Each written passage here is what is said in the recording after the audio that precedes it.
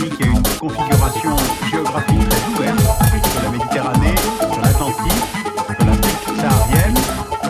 Alors, allons d'abord voir la frontière au nord. Voici Ceuta et Melilla.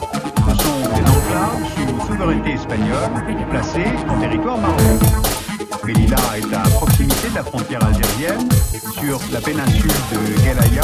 L'enclave fait 12 km et demi de superficie.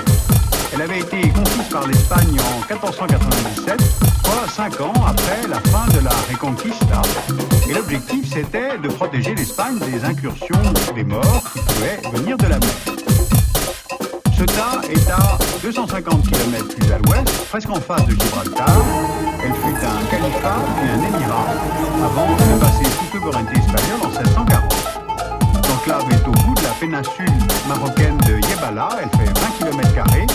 C'est un port espagnol et c'est cette frontière-là que tentent de franchir les candidats à l'immigration vers l'Europe. On voit bien ici sur cette carte le no man's land entre le Maroc et l'Espagne.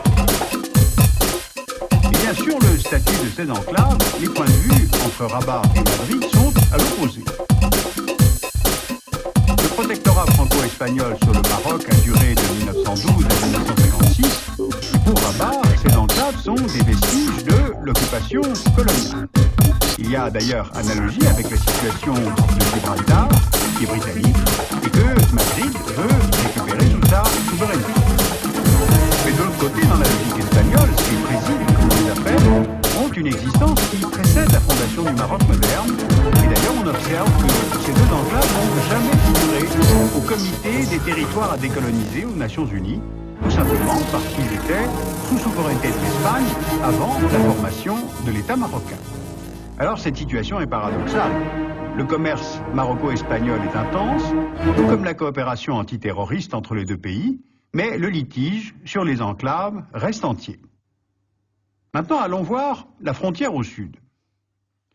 Pour le gouvernement marocain, le pays fait 713 000 km².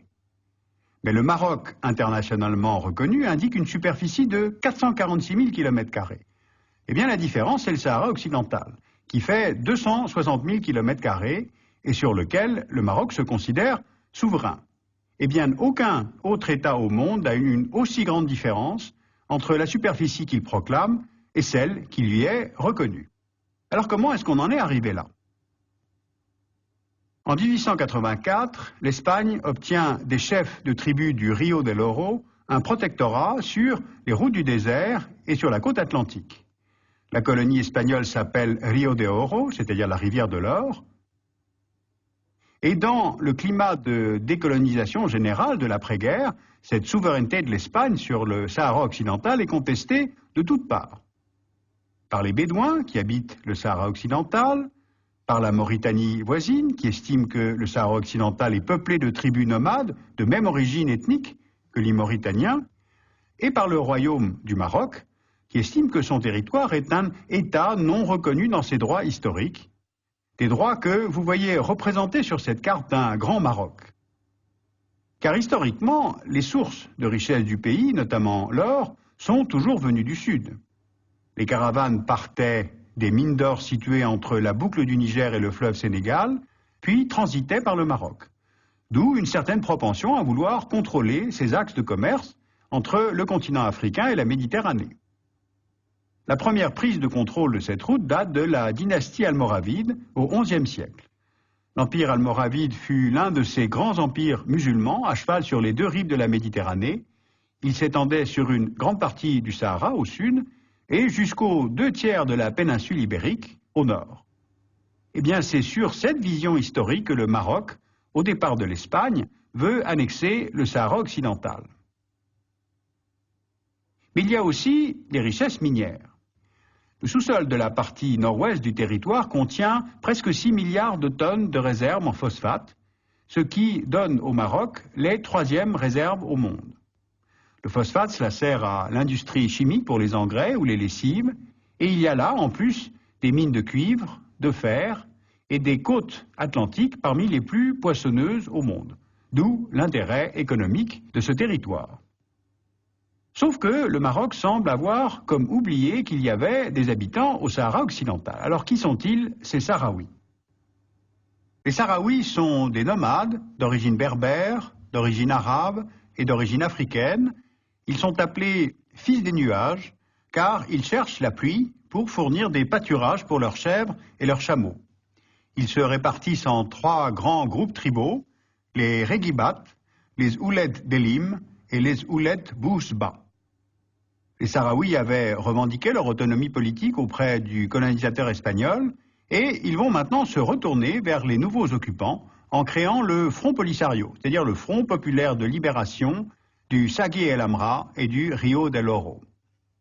Lorsque l'armée marocaine investit le Sahara occidental au départ des Espagnols, le Front Polisario se lance dans une guérilla. Le front est soutenu par l'Algérie, qui accueille à Tindouf les militants sahraouis et les nomades qui fuient la guerre.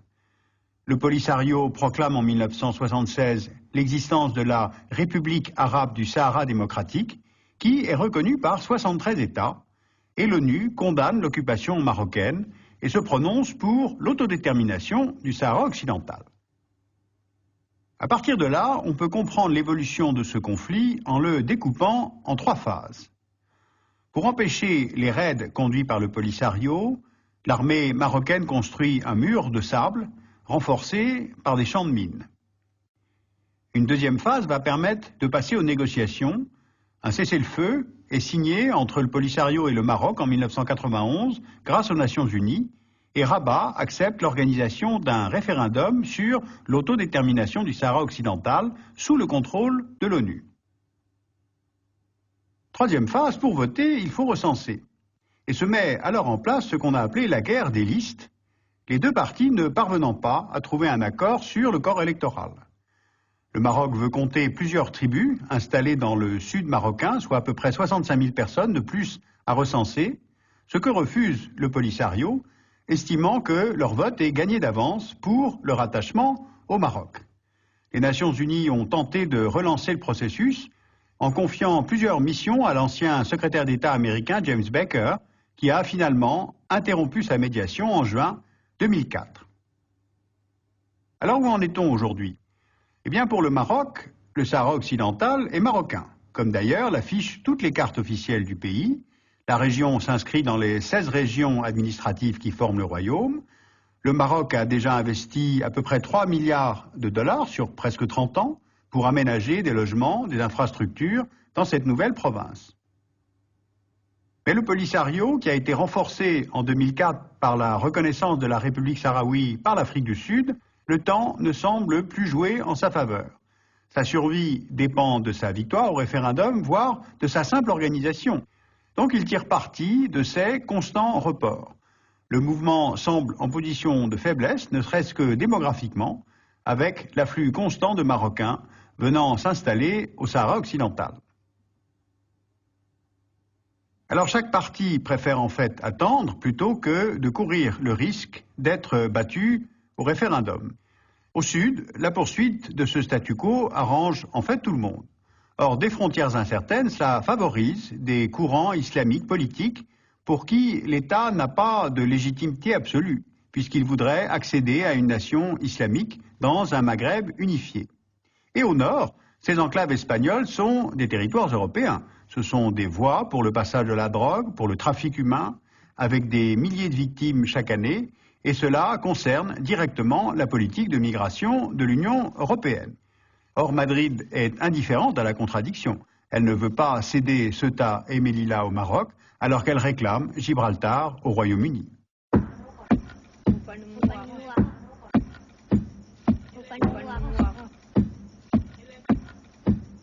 Pour approfondir cette question, vous pouvez lire les études de la documentation française, la revue Afrique du Nord-Moyen-Orient, où il y a tout un article sur le Maroc stable ou immobile, on se pose la question. La revue Population et Avenir, dans février 2006, a tout un article sur l'immigration africaine et leurs causes multiples, avec un article sur la situation à Ceuta. Les éditions de l'Harmattan ont publié L'insurrection sahraoui, de la guerre à l'État, 1973-2003, donc chez l'Harmattan. Et puis le Monde diplomatique vient de publier sa nouvelle édition de l'Atlas. Je vous en recommande vivement la lecture, donc un atlas aux éditions du Monde diplomatique.